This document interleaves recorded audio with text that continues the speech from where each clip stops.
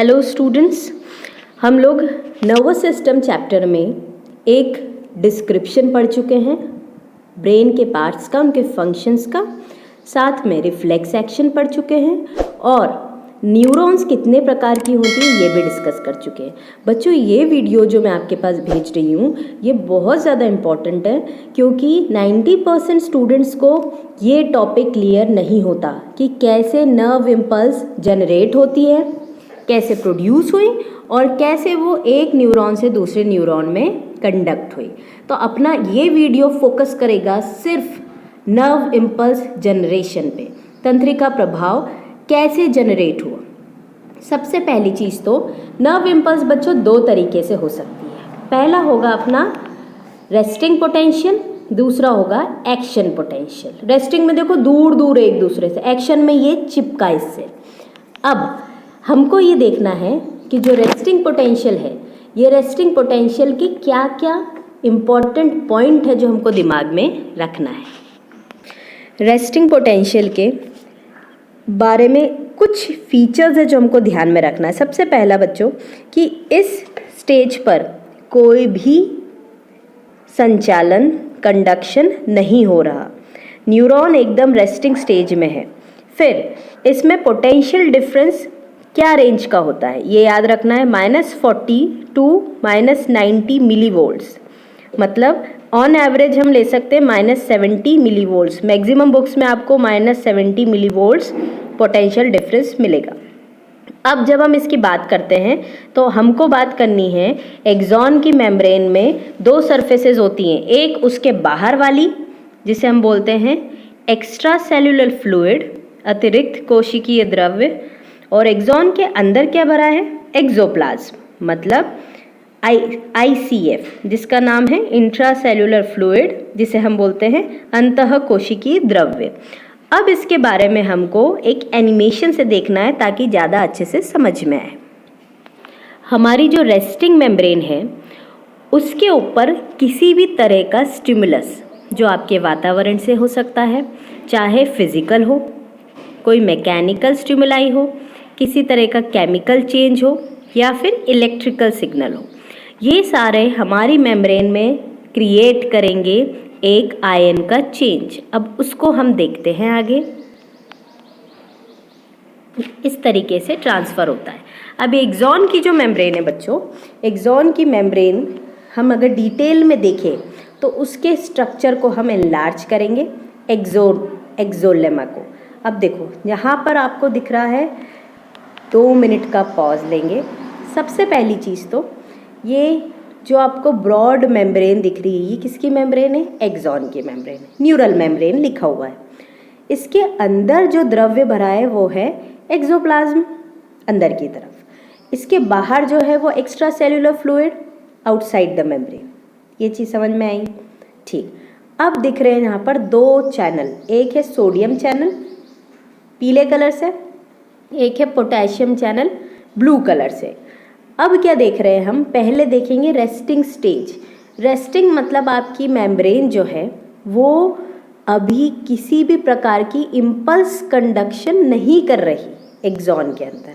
ठीक है बच्चों, अब देखना इस स्थिति में क्या होगा। रेस्टिंग स्टेज में हमारी एक्सॉन की मेम्ब्रेन बहुत ज़्यादा पारगम्य, परमिएबल होती है पोटेशियम आयन के लिए और इम्परमिएबल होती है सोडियम और नेगेटिव आयंस के लिए या नेगेटिव प्रोटीन्स के लिए। तो अब बात करेंगे, अगर हमारी मेम्ब्रेन पोटेशियम के लिए बहुत ज़्यादा परमिएबल है तो जो पोटेशियम चैनल्स हैं वो तेज़ी से खुलेंगे। सोडियम भी खुलेगा लेकिन सोडियम 1 या 2 आएगा, और पोटेशियम देखना कितना तेज़ी से ECF एक्स्ट्रा सेल्यूलर फ्लूइड से तेज़ी से अंदर की तरफ आएगा, बहुत मात्रा में। अब पोटेशियम चैनल खुलने लगे और पोटेशियम अंदर आने लगा, सोडियम थोड़ा बहुत 1 या 2 अंदर आएगा। ठीक है, तो एक चीज़ क्लियर हो गई, नेगेटिव चार्ज प्रोटीन्स के लिए इम्परमेबल है तो ये बेचारे बाहर नहीं जा पाए, अंदर ही रह गए। अब जो बात करी, ये 3 जो अंदर रह गए ना, 3, 4 सोडियम, इनको भी तो बाहर करना है। तो इनके लिए जो हम काम करेंगे, ये सोडियम, ये बेचारे प्रोटीन्स जो है वो तो अंदर ही रह गए। और ये सोडियम जो अंदर रहेगा उनको भी बाहर फेंकना है। इसके लिए काम करेगा अपना सोडियम पोटेशियम पंप। अब जो सोडियम पोटेशियम पंप है वो क्या करेगा, जो बचे कुछ सोडियम अपने अंदर रह गए थे उसको फेंकेगा बाहर। ये देखो सोडियम पोटेशियम पंप, ये अंदर जो अपने सोडियम रह गए इनको बाहर फेंकेगा और जो बाहर बेचारे पोटेशियम है थोड़ी मात्रा में उनको अंदर फेंकेगा। ये देखो 3 सोडियम बाहर 2 पोटेशियम अंदर। ध्यान से सुनना, ये जो सोडियम पोटेशियम पंप है ये क्या करता है बच्चों, ICF मतलब इंट्रा सेल्यूलर फ्लूइड से 3 सोडियम को बाहर फेंकेगा। अब उसके इंटर्न में कुछ तो लेगा रिश्वत। तो जब 3 सोडियम को अंदर से बाहर फेंका तो 2 पोटेशियम को बाहर से अंदर फेंकेगा। ये याद रखना सोडियम पोटेशियम पंप का नेचर, 3 सोडियम अंदर से बाहर, 2 पोटेशियम बाहर से अंदर, क्योंकि यही चीज़ तो आपको पोटेंशियल ग्रेडियंट मेंटेन करना है। देखो तो अब ये जो मेम्ब्रेन है इसके कारण से रेस्टिंग स्टेज में बाहर की सतह हो गई पॉजिटिवली चार्ज, अंदर की हो गई नेगेटिव। ये होता है आपका रेस्टिंग पोटेंशियल -70 मिलीवोल्ट और इसको बोलते हैं हम पोलराइज्ड नर्व फाइबर। अब ये हो गया साइट ए के ऊपर, लेकिन अब आपको अगर साइट बी पे कंडक्शन कराना है तो अब क्या होगा। साइट ए तो हमको क्लियरली समझ में आ गया, धीरे धीरे परमिएबल था। अब क्या होने वाला है, जैसे स्टिमुलस मिला आपकी मेम्ब्रेन हो गई फ्रीली परमिएबल, तो अब रैपिड इन्फ्लक्स, ये वर्ड NCERT टेक्स्ट बुक ने दिया है कि जैसे ही आपने स्टिमुलस दिया साइट ए पे तो आपके सोडियम गेट जो अभी तक नहीं खुल रहे थे वो तेज़ी से खुल गए और रैपिड इन्फ्लक्स हो गया और सोडियम अंदर आ गया। अब ये जैसे ही अंदर आया तब क्या हुआ चेंज, ध्यान से देखना। सोडियम हमारा अंदर आ गया और इस कारण से हुआ अपनी बाहर की मेम्ब्रेन हो गई नेगेटिव, अंदर की हो गई पॉजिटिव। अब ये नेगेटिव पॉजिटिव वाली मेम्ब्रेन को हम बोलते हैं डीपोलराइजेशन। पहले थी पोलराइज्ड, अब हो गई एक्साइटेड स्टिमुलस लगने के बाद, तो बोलते हैं डीपोलराइज्ड मेम्ब्रेन। ठीक है बच्चों, ये जनरेट हो गया अपना एक्शन पोटेंशियल और इम्पल्स बहने लगी। दिख रहा है आपको स्ट्रक्चर, इम्पल्स स्टार्ट हो गई फ्लो करना। अब हम कंपेयर करेंगे नर्व इम्पल्स में, जब एक साइड ए है तो दूसरी साइड बी पे कैसे जाती है। देखो हमको पता है इलेक्ट्रॉन फ्लो करते हैं माइनस से पॉजिटिव, लेकिन करंट क्या फ्लो करेगा, पॉजिटिव टू नेगेटिव। तो अब देखो बाहर की सतह पे पॉजिटिव से नेगेटिव करंट का फ्लो का डायरेक्शन होगा, प्लस से माइनस। अब फिर से ये मेम्ब्रेन पास वाली रेस्टिंग है ना अभी तो अब इधर भी क्या होगा, उल्टा डायरेक्शन, पॉजिटिव से नेगेटिव। तो ये हो गया आपका सर्किट कंप्लीट।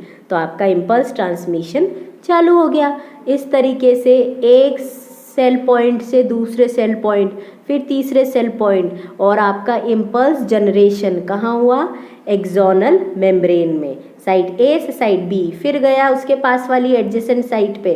तो इस तरीके से कंडक्शन चालू हो गया इन द एक्सोनल मेम्ब्रेन। आई बात समझ में। अब हमारी मेम्ब्रेन पोलराइज्ड से हुई थी डीपोलराइज्ड, अब फिर से उसको पोलराइज्ड होना पड़ेगा ना, रेस्टिंग स्टेज में आना पड़ेगा। तब क्या हुआ, जो चीज़ें हुई थी एक्साइटमेंट के समय अब वो हो गई वापस से रिवर्स। तो अब क्या हुआ बच्चों, हमारा टारगेट है कि हमको एक्सॉन के बाहर पोटेशियम को भेजना है ताकि रेस्टिंग रह सके ना, और सोडियम कहाँ रहेगा, अंदर। सोडियम के आयंस हो जाएंगे अंदर की तरफ, तो सोडियम धीरे धीरे धीरे धीरे अंदर आएगा, पोटेशियम अपना बाहर हो गया। अब इस कारण से जो आपकी रेस्टिंग स्टेज या रेस्टिंग मेम्ब्रेन थी वो कैसी हो गई, रीपोलराइज्ड, या फिर इसको बोलेंगे बाहर की मेम्ब्रेन पॉजिटिवली चार्ज्ड, अंदर की मेम्ब्रेन नेगेटिवली चार्ज्ड। स्टूडेंट्स, ये जो कंडीशन हमने देखी 3 स्टेजेस, पहले थी पोलराइज्ड, फिर स्टिमुलस के लगने पे हो गया डीपोलराइज्ड, एक्साइटमेंट।